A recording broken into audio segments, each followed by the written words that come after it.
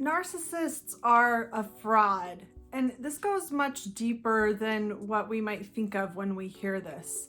There's much more to it than somebody that lies about things that they've done or lies about opportunities they're trying to sell you. There's much more to it than somebody that's perpetuating a fraud. The narcissist, him or herself, is a fraud. Welcome to Looking Behind the Mirror, where we explore narcissism and take our lives back as we make sense out of nonsense. As a quick disclaimer, everything I say is based on my opinions and my personal experiences. I'm not a professional, and if you're really struggling, I encourage you to seek professional help. I am providing links below for you. I don't want to do this video as a way to just pick on narcissists and talk about how awful they are. I think it's really important for people that are interacting with narcissists or having relationships with narcissists to understand this, to understand that narcissists are frauds, so that we can make the best decisions we can based on the truth of what these relationships actually are and the truth of what narcissists actually are. I personally don't believe that a narcissist really can be anything but a fraud, so I don't really hold this against them. But at the same time, it's not fair that anybody should have to pay for this problem but them. If they are unwilling or unable to deal with this, that doesn't mean that you have to suffer for it, or that you are going to be doing anyone any good by letting them ruin your life so that they don't have to deal with their emotional problems. Now, what did I mean when I said that a narcissist is a fraud, as opposed to a narcissist perpetuates or presents a fraud? The narcissist doesn't have any authentic identity. The narcissist's fraud, the narcissist's facade isn't covering anything up. It's all there is. It's like a mask with no face behind it. That's all that they have to present. They don't have an authentic identity. They don't have real opinions or feelings that they're in touch with that they could present even if they wanted to. There is nothing but a fraud for you to interact with. When they are in a normal everyday situation, unlike how most of us might ask ourselves, what do I feel about this? What do I think about this? What do I want to say right now? What do I feel like expressing? What do I feel like doing? A narcissist instead thinks, how will it look if I do this or say this? How will this come off? How will this reflect back on the person I want to be? Who should I be? How should I make it look like I feel right now? They don't reflect on how they really feel about anything. They don't reflect on what they really think or what they really want to express about anything genuine. It's all about an image. It's all about a facade. It's all about a character that they are playing. It's about a story they are writing. And there's nothing real underneath it that they could really ever get in touch with. Fraud, by definition, is something that's presenting itself as something it is not, which is what narcissists are doing. But there's nothing real for them to present if they wanted to. So a fraud is what they are. And because this is such an important part of who they are, this affects many parts of their lives, and it affects many parts of any kind of relationship that you could have with one. One reason that they kind of have to be a fraud is that if they presented their true intentions and their true feelings to you or anybody, you would never get involved with them. If at the beginning of a romantic relationship, a narcissist was able to be honest with themselves and you about how they can never really love you, they'll never really care about you, they don't really care about the relationship and they never will. They're only in it for how it makes them feel. And, maybe you're making them feel really great about themselves right now. They don't care how you feel. They never will. But you're really feeding their ego, and that's why they want to be with you right now. And someday it's very likely that they'll probably just up and leave you with very little notice. Or someday it's almost certain that they will start treating you horribly for no apparent reason. And when they do that, it will be your fault. They will blame you for the inevitable demise of this fraudulent relationship that they're starting out. If you knew all that the first week that you were starting a relationship with a narcissist, would you stay with them? Probably not. So they can't be truthful with you, because this is the truth of how any narcissist begins a relationship. This is where it's going to go, and this is how they're going to feel. So they can't be truthful. And many of them aren't even aware of this truth, so they couldn't express it even if they wanted to. But even if they could, even if they wanted to, they'd never be able to find anybody that would stay with them or give them a chance if they were truthful. So when it comes to starting romantic relationships or friendships, they kind of have to be a fraud. They kind of have to convince you that they do care about you, and that this is going to be a worthwhile relationship, that you're going to get things out of it, they're going to get things out of it, this is going to be reciprocal, this is going to be a person that you can trust and rely on.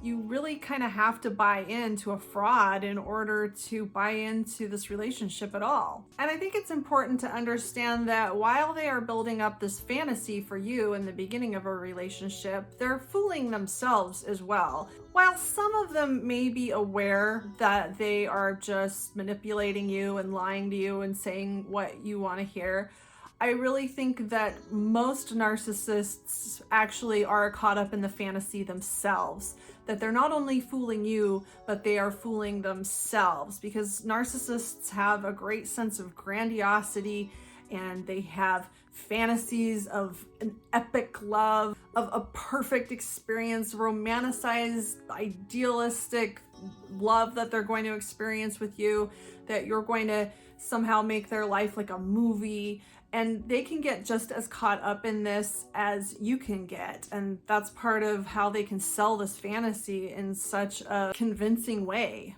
They're kind of acting out this role, this fake character that they are playing, with the idea that they're in some kind of epic romance. They might be feeling really great about how much you're feeding their ego, and that's probably drowning out the fact that they aren't feeling any kind of connection or love or even recognition of who you are as a person. And they probably never stop to think that this epic relationship that they've imagined in their mind is something that they imagined first. They had it all played out. They had this image already, this fantasy already created, and you came along, and now they're taking you and kind of cramming you into this fantasy that they already created. So it doesn't really matter who you are, and it doesn't matter what the reality of the relationship could be or should be because of your two personalities combining, because they've already decided in their head what it's going to look like. It's going to be an epic romance that they've already envisioned. So they're not going to recognize any of the reality until it's too late, until it's something that's going to come up and deeply, deeply disappoint them at some point in the relationship, because they already made it up to be whatever it was they thought it was going to be before they ever even met you. And another part of the fraud of this is, while they're playing out this role, this character, they'll pretend to have feelings that they don't even understand. They will mimic things that they see other people doing. And I think that sometimes, especially in a romantic relationship or any kind of relationship really, I think there are moments where we might feel this intuitively, where the narcissist might be saying or doing something that seems really genuine or really emotional, but something feels a little off about it. Something seems a little disingenuine or a little too over the top. But when we're unaware of what a narcissist is, or we're unaware that there are people that can live their whole lives as a fraud, it's easy to brush these things off. It's easy to ignore these little moments that feel wrong when everything else seems to be more than perfect. I think narcissists can do this too in all kinds of situations. Maybe something tragic happens to a friend, and maybe they mimic what they've seen others do by pretending to be really emotional about it. Maybe they will cry or say something really emotional, but you can tell that they're not really feeling what they're saying or what they're conveying. And it's like they're going through the motions of something they saw in a movie or something they saw somebody else do. And they're trying to mimic and present emotions that they really don't even understand. And in certain situations where we would assume that a human being would feel certain emotions, it can be unconscionable for us to even consider that this person might just be pretending to feel things that they're supposed to feel. I think another way that narcissists are frauds that is important to be aware of when we're in any kind of relationship with them is the way that they make themselves up to be the expert or the authority in something, or just the authority, period. Somebody that's in charge, somebody that you need to go to ask permission for whatever. And this obviously can happen in a workplace situation where they actually do have authority over you, but this can also happen when you are just friends with a narcissist, or when you're in a romantic relationship with one, or one is a family member. You get this feeling that you really aren't allowed to do certain things, or even think certain things, or say certain things unless it's okay with them, because they know best. Their opinion is the only opinion that is truthful. Their opinions are facts, and your opinions, as long as they go along with their opinions, are great. But if your opinions differ from theirs, then your opinions are wrong. Narcissists can really present themselves with an inflated sense of their own knowledge, really exaggerating what it is they actually know, exaggerating how much schooling or training they've been through, exaggerating how much experience they've had in certain things. You know, the narcissist is always the one to say, oh yeah, I know all about that because of some thing that they did or some job they had 20 years ago that doesn't really have anything to do with what they're talking about, or doesn't really relate, and also is probably extremely exaggerated. So even if it did,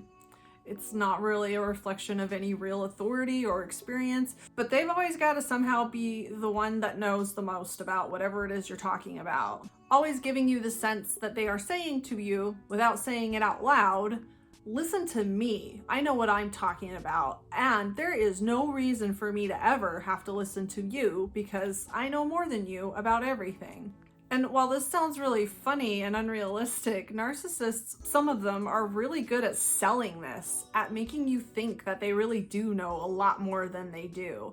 Narcissists can present an extreme level of confidence that makes you assume that they must know what they're talking about. They must have the experience and the education that they say they do, because they seem so confident about it. So a lot of people will just assume that narcissists really do know all the things that they pretend to know, and really are the experts. They really are the authority, because they seem so convinced of it themselves. And this can be really dangerous in some situations where the narcissist is either encouraging you to do something dangerous, assuring you that it's not, or because you trust them so much, you put your trust in them. Like maybe you let them drive you somewhere, or you let them guide you in an extreme sport, just as a quick example, and you trust them a little too much, only to realize after it's too late, or realize later looking back, that you were put in a lot more danger than you realized because you trusted them too much. Another reason that narcissists have to live in this fraudulent identity is because reality could never be enough for them. Being normal just doesn't work for them. Even if they were in touch with their authentic identity and they were able to present themselves as themselves, this would make them a normal person. And because narcissists have to live their whole life looking down on normal people, because they have to inflate their own sense of grandiosity and their own sense of importance, they have to elevate themselves above anyone and everyone else in order to make themselves feel like they're worth anything at all, they can't become a normal person or look at themselves as a normal person, because that would mean that they are now the big loser that they think everybody else is, that they are now the inferior person that doesn't know anything, that they've looked at everybody else as being. They have to be above everyone else. They have to be superior. They have to be smarter. They have to be the authority, the genius, the one that knows everything. So they're not actually any of those things, right? And so that's a reality that they could never really face, because reality is not good enough.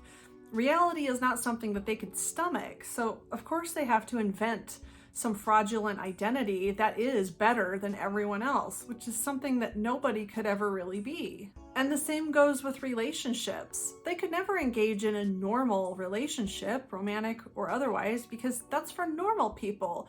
That's for boring losers. They have to have the epic tale. They have to have the ideal love, the romance novel brought to life. Only that could possibly ever be good enough for them. And this is why they're ultimately extremely disappointed and why they have to blame it on you. Because if they were to blame it on themselves, they would have to face the reality that they're just a normal person, just like everybody else. And that would make them feel completely worthless because that's how they view everybody else. Now, deep down, even if they can't acknowledge it to themselves, even if they're not conscious of it themselves, narcissists know on some level that everything they are really is a fraud. And this is why they're constantly running away from themselves, running away from reality. As much as they defraud and victimize other people, the greatest fraud they perpetuate is really on themselves because they cannot face reality. They can't deal with reality. And this leaves them in a constant feeling of discomfort and a feeling of some looming threat at all times that they're constantly trying to bury and cover up. And narcissistic supply is really something that other people provide to them that is constantly reassuring them that their lies and their frauds are actually real, that their fantasy is not a delusion, that they are the facade that they hope to be and that they are presenting to the world. And because narcissistic supply, the way that they're perceiving it, actually is a constant lie, they need constant supply in order to continually reassure themselves of something that isn't true. And that's why no matter how much narcissistic supply they receive, which is just external validation, it's never, ever enough. Because the moment that you're done giving them the reassurance that they are constantly craving, they just need more because they're instantly faced with the reality that everything they're pretending to have and everything they're pretending to be is a lie. So they just need more and more reassurance that it's not when it really is. And this is why narcissists need you to live in their fantasy world with them. They need you to play along with their fraud. They need you to pretend that all of their lies are true. Not so much to fool you, because they don't really see you in any of this. They don't care how this affects you. They don't even think about it. It's all about this constant running away from the truth, constantly running away from this person that they actually are, that they can never face or look at or present or access in any way because the truth is too unbearable and terrifying to them. But the truth for you is that this is not your problem, and there's no point in suffering in order to enable a narcissist's fantasy, because even if you wanted to do this to help them out, it doesn't ever even help them. This narcissistic supply, as I said, is never, ever enough. They are a bottomless pit. They are a pitcher with the hole in the bottom that you can never, ever fill.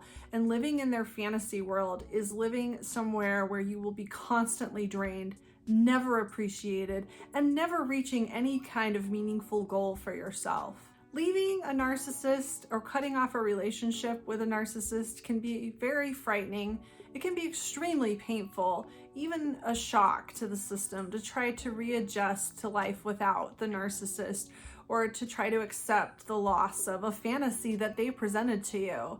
But leaving a narcissist is also the best way to come back to the real world, find real relationships, and get back in touch with who you really are. If you're looking for a way to support my channel and you've been considering professional therapy, BetterHelp is offering 10% off of your first month of service if you sign up using the link below in my description. And if you sign up using the link below in my description, I will get a one-time commission, so that'll help me out, and it will help you out as well if that's something that you've been thinking about doing. I hope this helps. If you like this video, give it a thumbs up and comment below any ideas you have for me for future videos. And don't forget to subscribe to my channel if you like this video and would like to see more like it in the future. Until next time, thanks. Bye.